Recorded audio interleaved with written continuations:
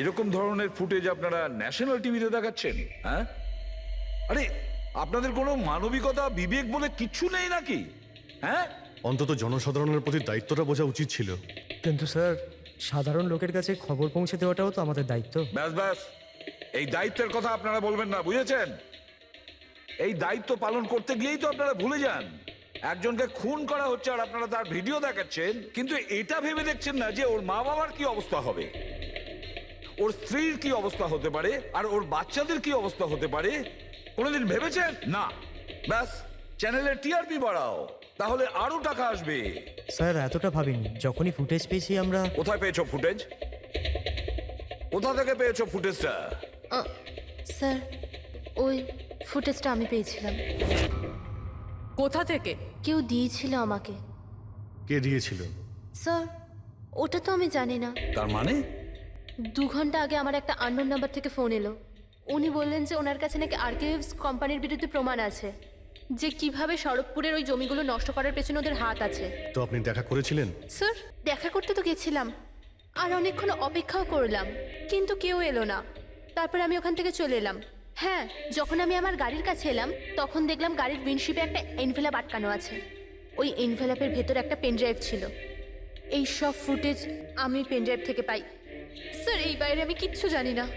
রাস্তা থেকে 3 জন কিডন্যাপ হয় আর মুক্তিপণের জন্য কোনো ফোন আসে না, অথচ এই ফুটেজটা আসে আপনার কাছে। কেন এই ফুটেজটা অন্য কারো কাছে কেন গেল না? স্যার, কারণ এই পুরো ম্যাটার আমি প্রথম থেকেই রিপোর্ট করছি।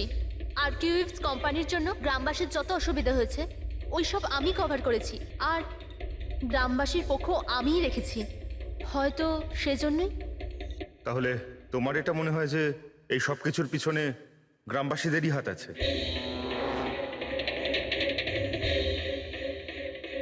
জানি না স্যার, এই ম্যাটার 2-3 বছর ধরে চলছে। গ্রামবাসী প্রোটেস্টও করেছিল, হুমকিও দিয়েছিল, এমনকি পাথরও ছুঁড়েছিল। কিন্তু গ্রামবাসী সত্যি সত্যি এরকম কিছু করতে পারে এই বিষয়ে আমার কোনো আইডিয়া নেই। আমরা ঠিক খুঁজে বের করব, ঠিক খুঁজে বের করব এর পেছনে কে আছে। কাউকে আমরা ছাড়বো না। অনেক হলো ইঁদুর বিড়ালের খেলা, এবার বাস। আমাদের জমি, আমাদের মাতৃভূমিকে বন্ধা করার যে অপরাধ আরকেওয়েভস করেছে, ওর ক্ষতিপূরণ করতে হবে। আমাদের লোকসানের বদলে তোমাদেরকে একটা ছোট্ট মূল্য দিতে হবে। 50 কোটির হিরে। 50 কোটির হিরে। তোমাদের কাছে শুধু 2 দিন আছে, 2 দিন। মূল্য চুকিয়ে দাও আর এদেরকে নিয়ে যাও। যদি একটুও চালাকি করো না,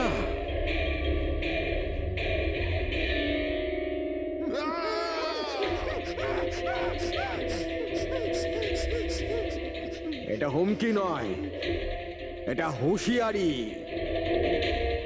টাকা যদি না পৌঁছয়, প্রথম 24 ঘন্টায় একজন আর দ্বিতীয় 24 ঘন্টায় দ্বিতীয় জন।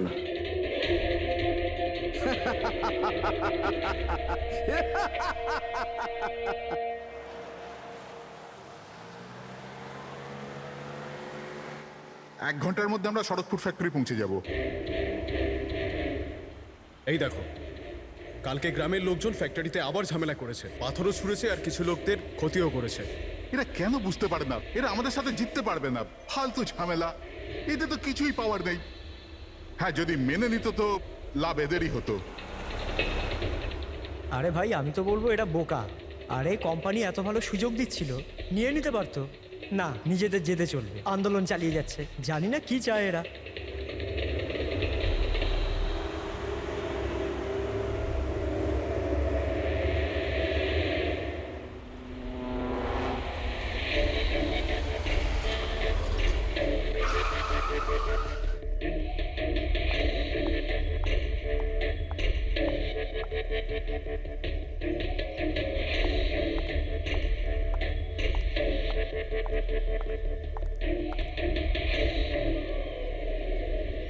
Excuse me, yes. আসলে আমার কারটা খারাপ হয়ে গেছে, আপনারা একটু দেখবেন? হ্যাঁ হ্যাঁ নিশ্চয়ই।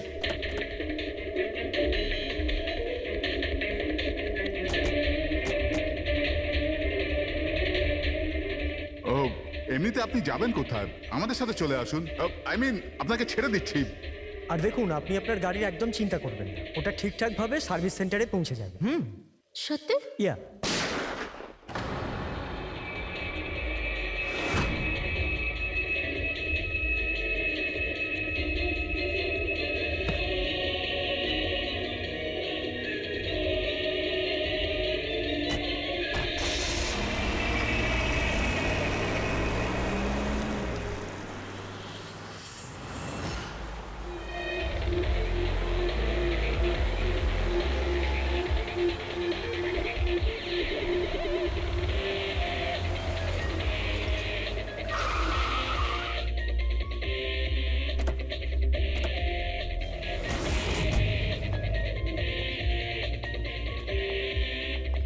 স্যার, গাড়ির নম্বর থেকে জানতে পেরেছি যে ড্রাইভার আর কে ওয়েবস কোম্পানির ড্রাইভার।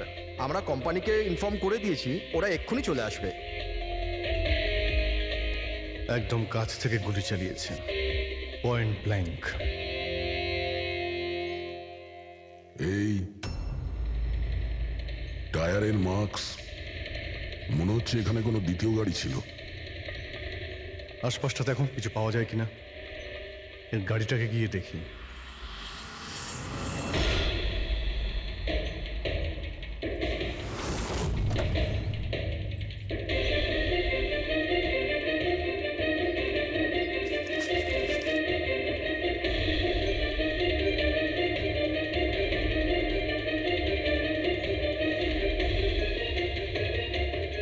তিনটে ল্যাপটপ আছে গাড়ির ভেতরে। মনে হচ্ছে গাড়ির মধ্যে ড্রাইভার ছাড়া আরো লোক ছিল। স্যার, স্যার 3টে ভাঙা মোবাইল পেয়েছি ওই ঝোপটার কাছে। আর এখানে গাড়ির ভেতরে 3টে ল্যাপটপ। স্যার, এই 3 জনের মোবাইলই কিডন্যাপাররা ছিনিয়ে নিয়েছিল আর এদের ভেঙে দেয় যাতে লোকেশন ট্রেস না হয়।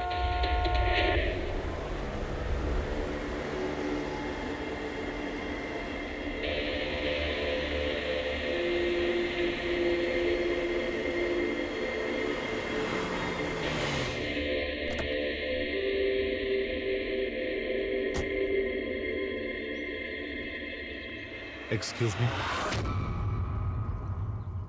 আপনি আগে আমি বিক্রান্ত, আর কে ওয়েবস কোম্পানির সিইও, আর ইনি হচ্ছেন আমাদের chief functional officer Malini. Hello sir. কে কে ছিল এই গাড়িতে আপনি জানেন? অভয়, মুরলী আর সঞ্জীব, ওই তিনজন আমাদের টপ এক্সিকিউটিভ ছিলেন। আমাদের অফিসের কাজে শরৎপুর গেছিলেন। দেখুন, আমাদের মনে হচ্ছে যে এই তিনজনকে অপহরণ করা হয়েছে। ও মাই গড। আপনার কিছু ধারণা আছে যে এই কিডন্যাপিং কে করতে পারে? কারোর উপর সন্দেহ আছে আপনাদের? কোম্পানির কি কারোর সাথে কোনো বিবাদ বা ঝগড়া? ম্যাম, শরৎপুর গ্রামের লোকেদের সাথে তো অনেক দিন ধরেই ঝামেলা চলছে, কিন্তু ঝামেলা ঝঞ্ঝাট এসব তো হতেই থাকতো, কিন্তু এত বড় ঘটনা ঘটে যাবে এটা আমরা আশা করিনি। ঠিক আছে, অপহরণ যখন হয়েছে, মুক্তিপণের জন্য ফোন নিশ্চয়ই আসবে। যদি আপনাদের কাছে কোনো ফোন আসে, আমাদের অবশ্যই ইনফর্ম করবেন। Sure sir. তাছাড়া খুনি তো এখানে কোনো প্রমাণও ফেলে যায়নি, আর কেউ কিছু জানেও না।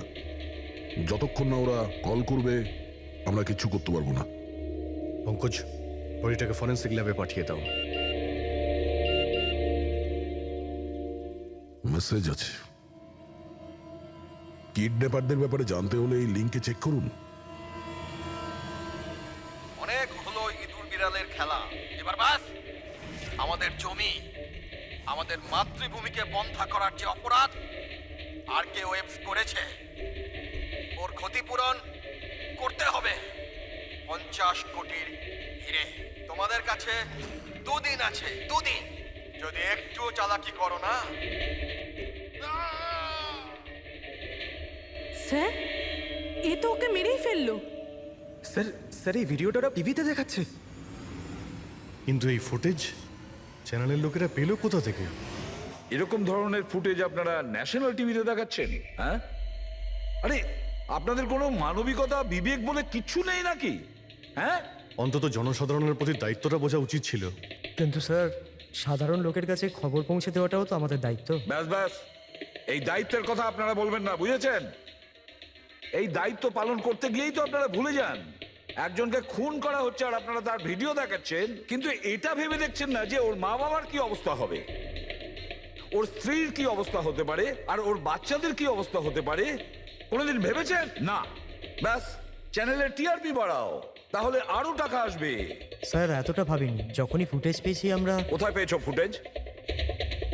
কোথা থেকে পেয়েছো ফুটেজটা?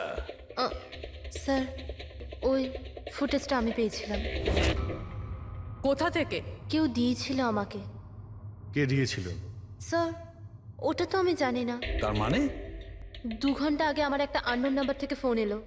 উনি বললেন যে ওনার কাছে নাকি আরকেএফস কোম্পানির বিরুদ্ধে প্রমাণ আছে, যে কিভাবে সড়কপুরের ওই জমিগুলো নষ্ট করার পেছনে ওদের হাত আছে। তো আপনি দেখা করেছিলেন? স্যার দেখা করতে তো গেছিলাম, আর অনেকক্ষণ অপেক্ষাও করলাম, কিন্তু কেউ এলো না। তারপর আমি ওখান থেকে চলে এলাম। হ্যাঁ, যখন আমি আমার গাড়ির কাছে এলাম তখন দেখলাম গাড়ির উইন্ডশিপে একটা এনভেলাপ আটকানো আছে। ওই এনভেলাপের ভেতরে একটা পেনড্রাইভ ছিল। এই সব ফুটেজ আমি পেনড্রাইভ থেকে পাই। স্যার এই বাইরে আমি কিচ্ছু জানি না। রাস্তা থেকে 3 জন কিডন্যাপ হয় আর মুক্তিপণের জন্য কোনো ফোন আসে না, অথচ এই ফুটেজটা আসে আপনার কাছে। কেন? এই ফুটেজটা অন্য কারো কাছে কেন গেল না? স্যার কারণ এই পুরো ম্যাটার আমি প্রথম থেকেই রিপোর্ট করছি। আরকিউএফস কোম্পানির জন্য গ্রামবাসীর যত অসুবিধা হয়েছে ওই সব আমি কভার করেছি, আর গ্রামবাসীর পক্ষ আমিই রেখেছি। হয়তো সেজন্যই। তাহলে তোমার এটা মনে হয় যে এই সব কিছুর পিছনে গ্রামবাসীদেরই হাত আছে?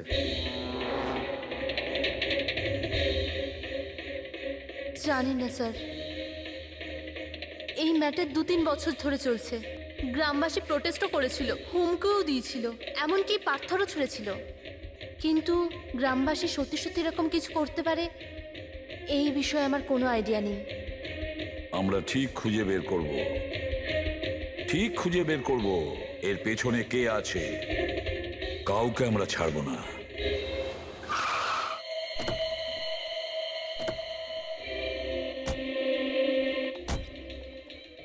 আসুন স্যার। স্যার ইনি সুধাকর, সড়কপুর গ্রামের প্রধান। দেখুন স্যার, এটা ঠিক যে আমরা কোম্পানির বিরুদ্ধে লড়াই করছি, আর এটা আমাদের অধিকারের লড়াই, বহু বছর ধরে চলছে। কিন্তু কিন্তু স্যার আমরা কোনোদিন খারাপ কাজ করিনি, আর এরা এরকম কাজ করতে পারে না স্যার। ভিডিওতে যে লোকগুলো ছিল তারা তো এই গ্রামেরই মনে হচ্ছিল। হ্যাঁ, কথা আর হাতে যে অস্ত্র ছিল সেটা তো গ্রামেরই না? হ্যাঁ ঠিক স্যার, কিন্তু ওরা নয় স্যার। আমি দাবি করে বলছি স্যার যে কেউ জেনে বুঝে আমাদের গ্রামের লোকদের ফাঁসাতে চাইছে। আচ্ছা, এই ব্যাপারে আগে কোনো হিংসাত্মক ঘটনা ঘটেছিল? স্যার প্রধানত 3-4 জন আছে, মানে ভিড় থাকে কিন্তু সাথে ওই 3-4 জন লোকই থাকে। মনে হয় ওরা কাউকে ভয়ই পায় না, ওরা যে কোনো সীমা পর্যন্ত যেতে পারে স্যার। কারাই মেন 3-4 জন লোক? বিনায়ক, কিশোর আর শঙ্কর। বন্ধ করো, বন্ধ করো, বন্ধ করো, বন্ধ করো! এই অত্যাচার সহ্য করব না। সইব না, সইব না! এই ফ্যাক্টরি আমরা চলতে দেব না। এরাই প্রধান 3 জন। আমরা অনেকবার এদের গ্রেপ্তার করেছি, ওয়ার্নিংও দিয়েছি, কিন্তু কোনো প্রভাব পড়েনি। প্রভাব কি করে পড়বে স্যার? এই কোম্পানির লোকেরা এদের সবকিছু বরবাদ করে দিয়েছে। এরা খারাপ লোক নয় স্যার, আমি জানি তো এদেরকে। এদের সঙ্গে কি হয়েছিল? স্যার বিনয় লাখ টাকার উপরে ধার নিয়েছিল, কিন্তু ধার মেটাতে পারেনি। মেটাবেই বা কি করে স্যার? ওর জমি, এই ফ্যাক্টরি থেকে বেরোনো কেমিক্যাল আর বর্জ্য পদার্থে জমি পুরো বন্ধা হয়ে গিয়েছিল। জমি বিক্রি করে দিতে চাইছিল, কিন্তু জমি কেনবার জন্য কেউ আসেনি। আর ওই শঙ্কর, ওরও একই অবস্থা হয়েছিল। ওর পরিবার না খেতে পেয়ে মরছে স্যার, না জমি না পয়সা। আর ওই কিশোর, ওর বাবা তো টাকা পয়সার চাপে আত্মহত্যাই করে ফেললো। তো আপনারাই বলুন এর জন্য দায়ী কে? এই 3 জন কোথায়? জানি না স্যার। দেখুন স্যার, আমরা সাদা সিধা মানুষ, আমাদের সব কিছুই তো জমি। যদি জমি বন্ধা হয়ে যায় তো আমরা কি করব? আমাদের এই অবস্থার দিকে কারুর চোখ যায় না কেন? আমরা গরিব এই জন্য? দেখুন স্যার, কিন্তু আমরা হেরে যাওয়ার লোক নয়, আমরা খুব জোর লড়াই করব। সুধাকর বাবু, আমরা সবাই মিলে মোকাবিলা করব স্যার। আমরা আমাদের অধিকার নিয়েই থাকবো, আমরা আমাদের অধিকার নিয়েই থাকবো। আমরা আমাদের অধিকার এই বিনায়ক, শঙ্কর আর কিশোর, এদের তিনজনের তো কিডন্যাপিং করার মোটিভ আছে। স্যার আমার তো মনে হয় এই তিনজনই হবে। হ্যাঁ, মনে তো হচ্ছে। আমাদের কাছে প্রমাণ নেই। ওই ফুটেজটা আরেকবার দেখা যাক, যদি কোনো প্রমাণ ওখান থেকে পাই। 50 কোটির হিরে তোমাদের কাছে 2 দিন আছে, 2 দিন। যদি একটুও চালাকি করো না, টাকা যদি না পৌঁছয় প্রথম 24 ঘন্টায় একজন আর দ্বিতীয় 24 ঘন্টায় দ্বিতীয় জন। না স্যার, এরা তো অনেক বেশি চালাক। এই ভিডিওটা এমনভাবে শ্যুট করেছে যাতে লোকেশন বা অন্য কোনো জিনিসের ব্যাপারেই কিচ্ছু জানা যাচ্ছে না। স্যার, ভিডিও সামনের দিকে কিছু হালকা মতন দেখা যাচ্ছে। হতে পারে কোনো কাজের।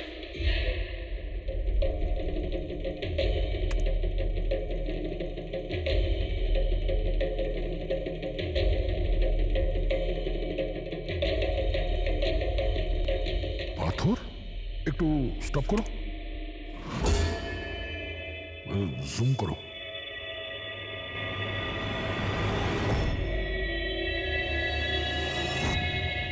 এটা তো পাথর স্যার। এ তো বেশ বড় পাথর, কোনো পাহাড়ের স্যার এটা। কিন্তু আমার এটা কোনো গুহা বলে মনে হচ্ছে, বা কোনো পোড়ো বাড়ি হয় না? পুরবি চেক করে দেখো তো এই গ্রামের আশেপাশে কোনো গুহা বা পুরনো বাড়ি আছে কিনা। গুহা তো অনেকগুলোই আছে, কিন্তু সবগুলো চেক করতে গেলে তো অনেকটা সময় লেগে যাবে। কিন্তু আমাদের কাছে সময়ই তো নেই, শুধু 8 ঘন্টা পড়ে আছে। আর এই 8 ঘন্টার মধ্যে যদি কিছু করতে না পারি তাহলে আরো একটা প্রাণ চলে যাবে, আরো একটা খুন হবে। 1 মিনিট, এই পুরবি একটু আরেকবার রিওয়াইন্ড করো তো। হ্যাঁ, এবার প্লে করো, কিন্তু ব্যাকগ্রাউন্ডের শব্দটা বাড়িয়ে দাও, বাকি আওয়াজগুলো বন্ধ করে দাও। টাকা যদি না পৌঁছয় প্রথম 24 ঘন্টায় একজন আর দ্বিতীয় 24 ঘন্টায় দ্বিতীয় জন। জল, মনে হচ্ছে জলের শব্দ। দেখো তো আশেপাশে কোনো ঝর্ণা বা নদী আছে কিনা।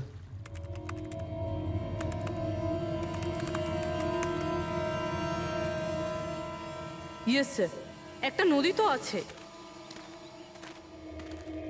স্যার, ওইদিকে একটা গুহা আছে যার পাশ দিয়ে নদীটা যাচ্ছে।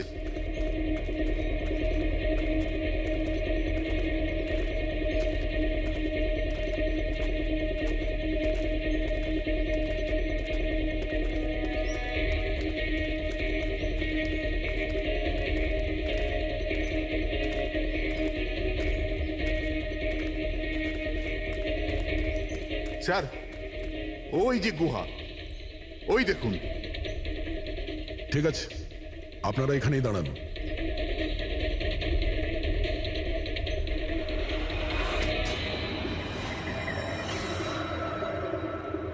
চল চল, এখানে তো খুবই অন্ধকার।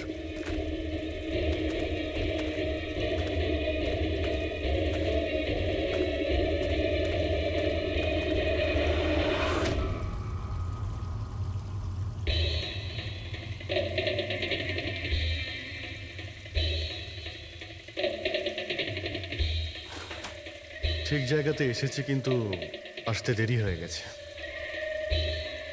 মনে হচ্ছে গ্রামবাসীদের জানিয়ে আমরা ভুল করেছি। এদের মধ্যে কেউ খবর দিয়ে দিয়েছে। কিন্তু এই অভয় যাকে মারলো তার লাশটা কোথায়?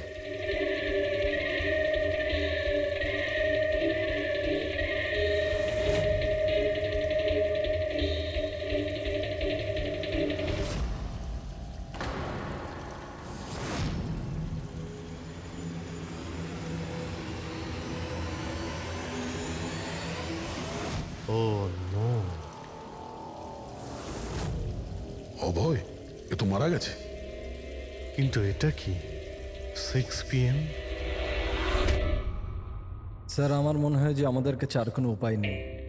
আমাদের ওদের ডিমান্ড মেনে নেওয়া উচিত। কি বলছেন আপনি? একবার ওদের কথা শুনলে বারবার তোরা এটাই করবে? আপনারা কতবার ওদের ডিমান্ড পূরণ করবেন? তাহলে স্যার আমরা আর কি করতে পারি? মানুষের জীবন টাকার থেকে অনেক বড়, তাই না? নিঃসন্দেহে, নিশ্চয়ই, কিন্তু এ কথার কে গ্যারেন্টি দেবে? যে হিরে পাওয়ার পরে ওরা ওদের দুজনকে ছেড়ে দেবে? কোনো গ্যারান্টি আছে? হতেও তো পারে ওরা আর বেঁচেই নেই, হতেই তো পারে ওই লোকেরা ওদের আগেই মেরে দিয়েছে। কারণ কিডন্যাপিং এর কেসে বরাবরই এরকম হয়। দেখুন, ওরা বেশি দিন লুকিয়ে থাকতে পারবে না।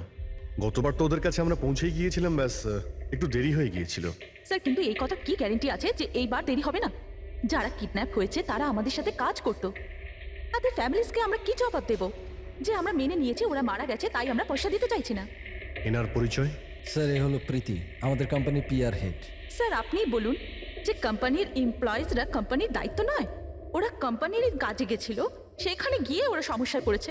আর যদি ওদের কিছু হয়ে যায় তাহলে স্যার আমরা ওদের কি জবাব দেব? হ্যাঁ স্যার, আর ওই ভিডিওটার জন্য আমাদের কোম্পানির কত বদনাম হয়ে যাচ্ছে, আমাদের কোম্পানির শেয়ারসের দাম পড়ে যাচ্ছে। আর এই সময় যদি আমরা টাকার দিকটাই দেখি তাহলে না আমরা ওদের জীবন বাঁচাতে পারবো না এই কোম্পানিকে। I think she is right sir. এবার আপনি ঠিক করুন আপনি কি করবেন। আমার মনে হচ্ছে তোমরা দুজনে ঠিক কথাই বলছো। আমাদের হাতে আর কোনো অপশন নেই, আমরা ওদের হিরেটা দিয়েই দিই। কারণ আমি আমার এমপ্লয়ীদের জীবন নিয়ে ছিনিমিনি খেলতে পারি না। Please sir. সীমা তাড়াতাড়ি, স্যার আপনার জন্য অপেক্ষা করছেন। Sorry sir, we are late. Interview শুরু করি? লেটস ডু ইট, আমাদের হাতে সময় বেশি নেই। চলো।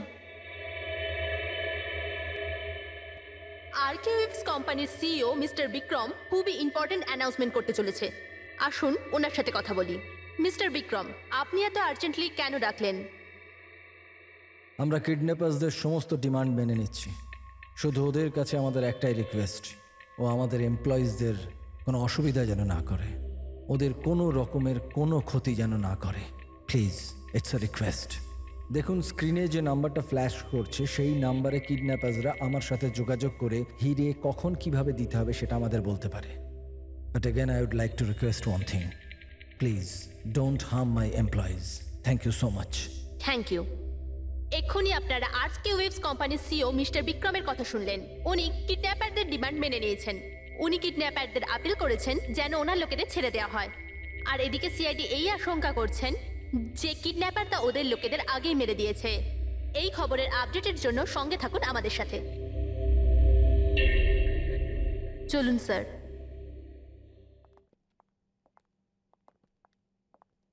Hello sir. Sir, interview on air হয়ে গেছে। ঠিক আছে, এই নাম্বারটা তুমি সার্ভিলেন্সে পাঠিয়ে দাও, যে কোনো সময় ওদের ফোন আসতে পারে। হ্যালো, আমি কিডন্যাপার বলছি। কিডন্যাপার?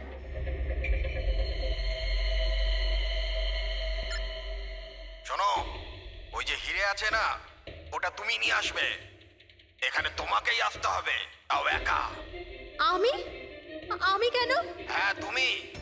আর কোনো চালাকি করবে না, না হলে এদের দুজনের সাথে সাথে তোমাকেও প্রাণে মেরে দেবো। ঠিকানা পাঠিয়েছি মোবাইলে, হিরে নিয়ে ওখানেই দাঁড়িয়ে থাকবে। তারপর কোথায় যেতে হবে বলার জন্য আমি ফোন করব। আমি যাব না, আপনারা প্লিজ অন্য কাউকে পাঠিয়ে দিন।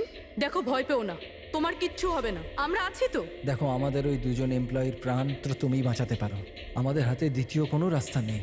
কিন্তু আমি কেন যাব? হ্যাঁ, যদি ওই লোকগুলো আমাকে মেরে দেয় তো আমার ফ্যামিলির কি হবে? না, আমি যাব না।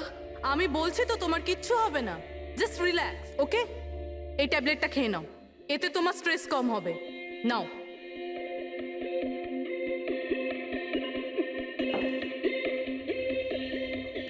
দেখো সীমা, আমরা তোমাকে একা পাঠাচ্ছি না, আমরা আশেপাশেই থাকবো, তোমার সঙ্গে ট্র্যাকিং ডিভাইস থাকবে, তুমি যেখানেই যাবে আমরা জানতে পেরে যাব।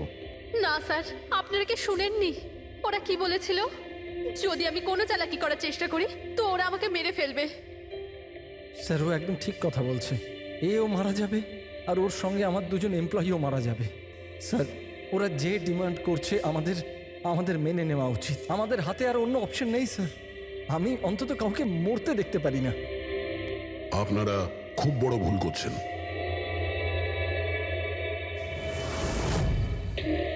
জল জল, কেউ জল তো দিন অন্তত। দেখুন, আমার অ্যাজমা আছে, আমাকে আমার ওষুধটা দিন। আরে ওষুধ নয় তো, আমার চোখটা তো খুলে দাও। আমার দম বন্ধ হয়ে আসছে, প্লিজ আমাকে খুলে দাও। ছেড়ে দাও আমাদের, দেখো তোমরা টাকা তো পেয়েই যাবে। চুপ, একদম চুপ। এই নিয়ে যাও ওকে, না হলে প্রাণে মেরে দেবো।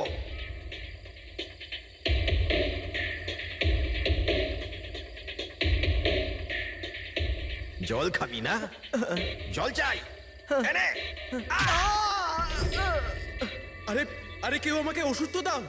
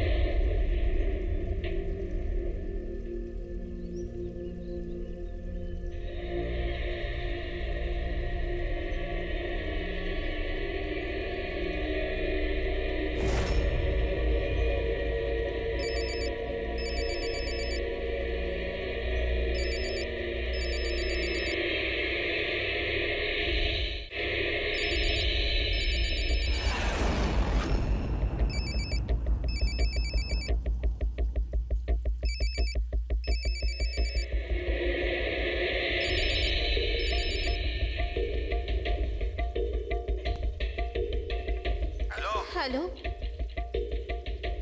এখান থেকে বাঁদিকে যাও, সামনে 200 মিটার পর কাঁচা রাস্তা পাবে, ওটা দিয়ে এগিয়ে যাও। শেষে গিয়ে একটা নদী পাবে, ওটাকে পার করে ওখানেই দাঁড়িয়ে যাও। আর হ্যাঁ, ফোন সাথেই রাখবে, আবার কল করব আমি।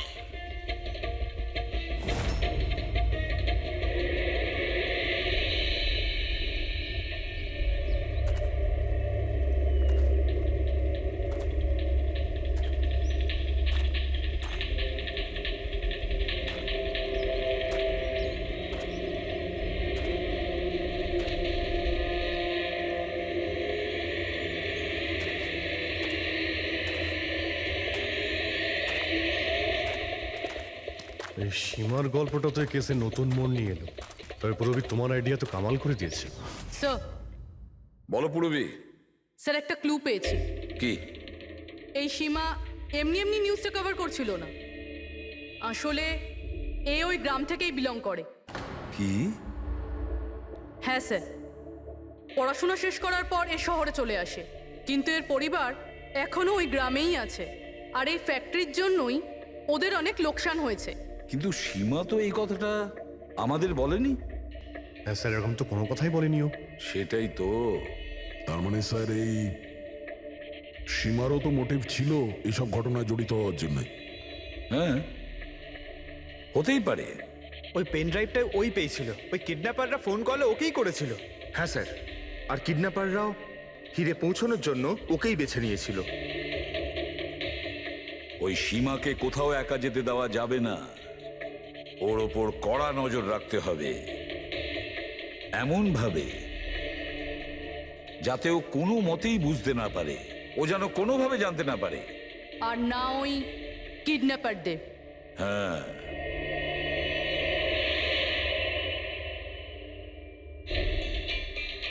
পঙ্কজ, এটা একটা মাইক্রো ট্র্যাকার। ব্যাস, এইবার এটা যে কোনোভাবে এই ক্যাপসুলটা সীমাকে খাওয়াতে হবে। আমাদের কাজও হয়ে যাবে, আর ও বুঝতেও পারবে না।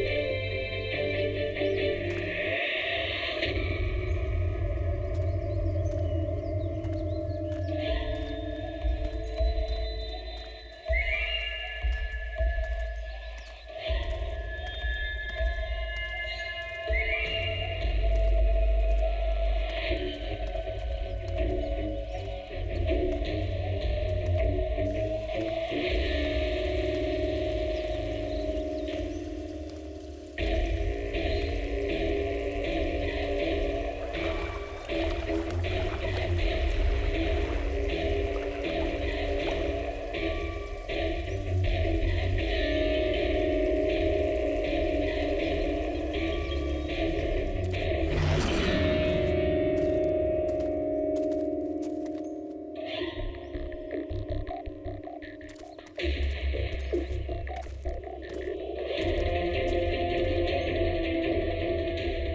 তো ওখানে দাঁড়িয়ে আছে। অ্যালার্ট থাকো সবাই, যখন তখন আসতে পারে ওরা।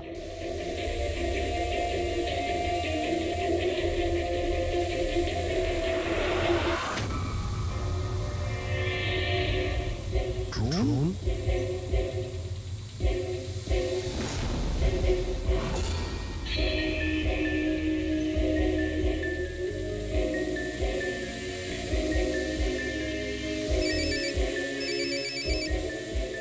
হ্যালো, একটা কাজ করো, তোমার হাতে যে হিরের পাউচটা আছে ওটা ড্রোনে বেঁধে দাও।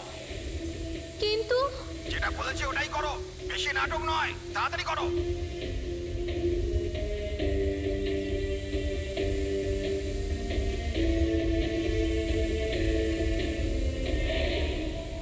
হিরে তো ড্রোনে বেঁধে দিচ্ছে।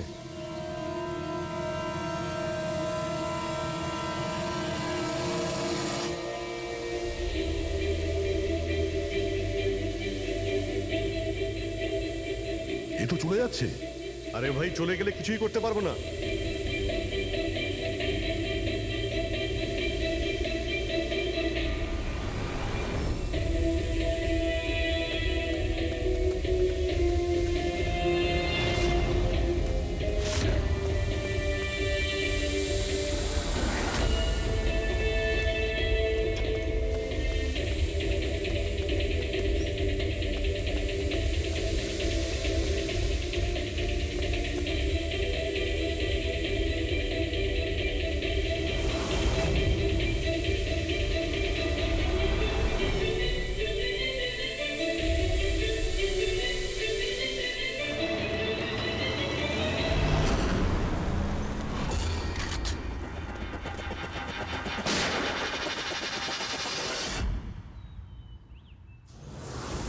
শিট। স্যার এবার তো হিরেও ওদের কাছে আছে। স্যার এদিক থেকে কোনো আওয়াজ আসছে। স্যার এবার তো হিরেও ওদের কাছে আছে। স্যার এদিক থেকে কোনো আওয়াজ আসছে। স্যার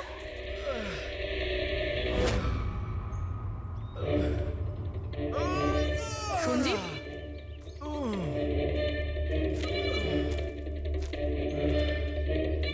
ও নো, মুরলি?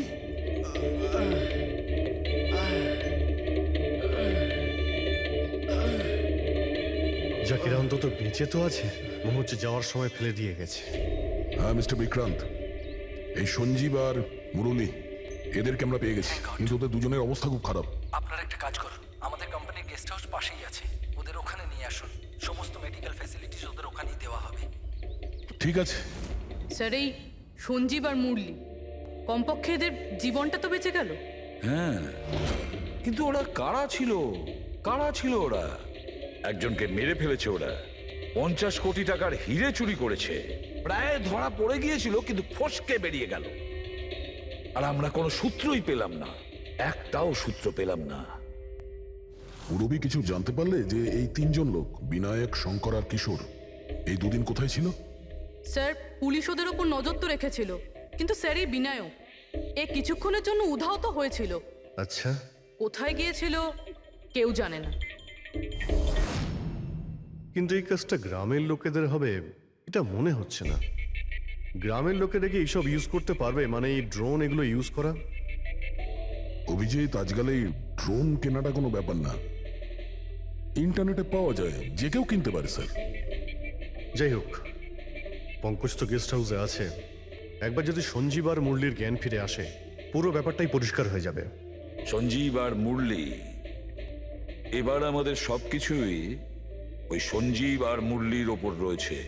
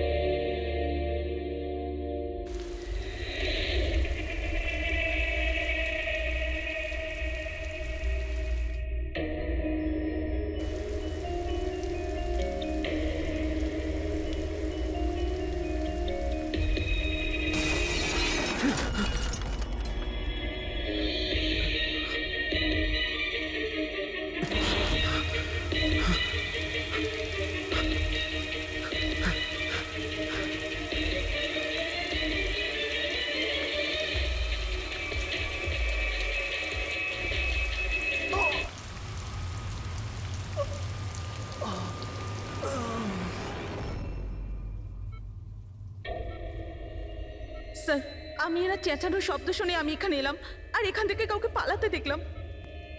স্যার আমরা তো ভেবেছিলাম যে সব কিছু শেষ হয়ে গেছে, সব কিছু ঠিক হয়ে গেছে। স্যার ওরা তো হিরেটাও পেয়ে গিয়েছিল, তাই না? তাহলে এই খুন দেখুন না স্যার, মুরলি এখনো কত শক পেয়ে আছে। আপনাদের মধ্যে কেউ কি ওর মুখটা দেখতে পেয়েছিলেন? না স্যার। পঙ্কজকে জিজ্ঞাসা করি, হতে পারে ও ওই লোকটার মুখ দেখেছে। পঙ্কজ কোথায়? পঙ্কজ পাশের ঘরেই আছে, ডক্টর ওকে চেক করছে। আমি দেখছি। পঙ্কজ, তুমি ঠিক আছো? He is absolutely fine now. Thank you. কি হয়েছিল কি এখানে exactly? Sir I am really sorry sir, আমি ঘুমিয়ে পড়েছিলাম। স্যার অ্যাকচুয়ালি হয়েছিল কি বলুন তো, সঞ্জীব আর মুরলির ঘরে যখন যাই তখন ওরা ঘুমোচ্ছিল, তাই আমি বাইরে চলে আসি হলেও কিছু লোক ঘুমোচ্ছিল। ওখানে পাশেই একটা চেয়ার রাখা ছিল, ওখানে গিয়ে বসে পড়ি স্যার। জানি না বসে থাকতে থাকতে কখন ঘুমিয়ে পড়েছি, আর কিছু মনে নেই স্যার। সাডেনলি করিডোরের ওখানে একটা কাঁচ ভাঙার শব্দ হলো। শব্দটা পেয়ে আমি উঠি স্যার, আর আমি দৌড়ই। ওখানে যখন পৌঁছই স্যার, আমি এদিক ওদিক দেখতে থাকি, কি জানি কি হলো। তারপর পেছন থেকে কেউ খুব জোরে আমাকে মারলো। যে লোকটা তোমার মাথায় মেরেছে তার মুখটা তুমি দেখেছো? মানে গ্রামেরই কোনো লোক ছিল কি? হ্যাঁ, শুধু গ্রামের লোকই হবে। স্যার ওরা কিন্তু হিরে পেয়ে যাওয়ার ঠিক পরেই সঞ্জীব আর মুরলিকে ছেড়ে দিয়েছিল। তারপরেও এসব। হয়তো সঞ্জীব এমন কিছু দেখে ফেলেছিল যা ওর দেখাটা উচিত হয়নি।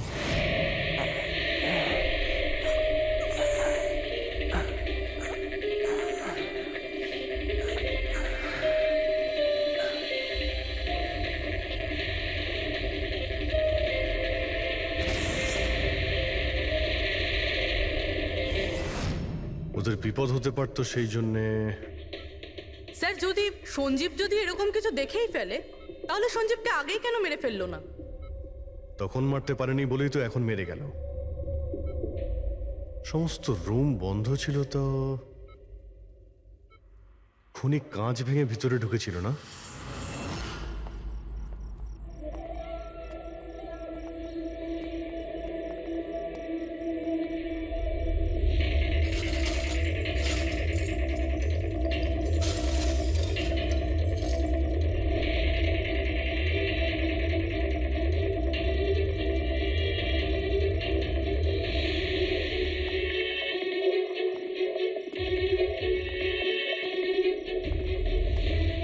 এখন কেমন আছো? কাঁচটা তো বাইরে থেকেই ভেঙে দিয়েছে।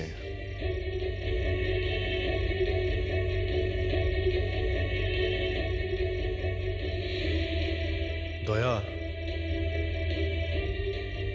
এ দেখতে পাচ্ছ?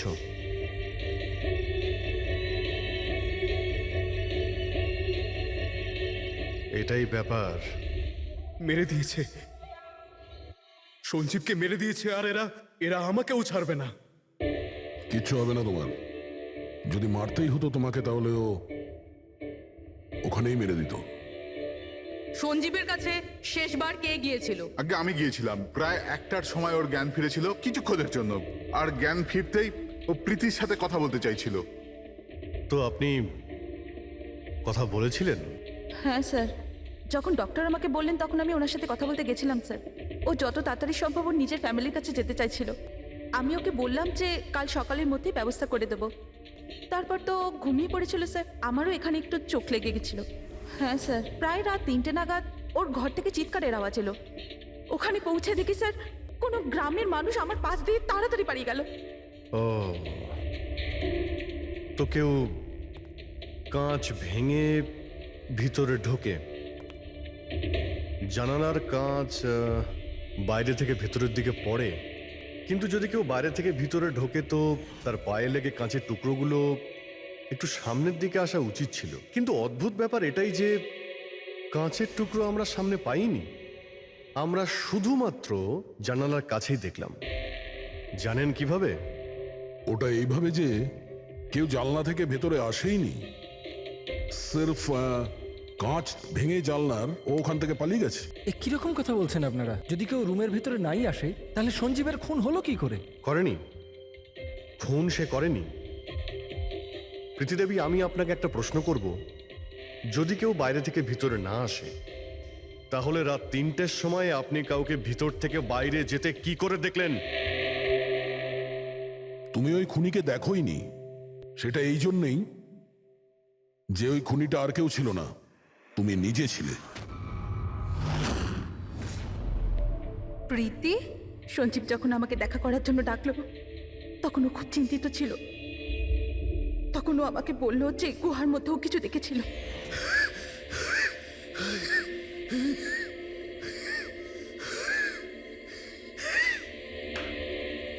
আরে কেউ জল তো খাওয়াও।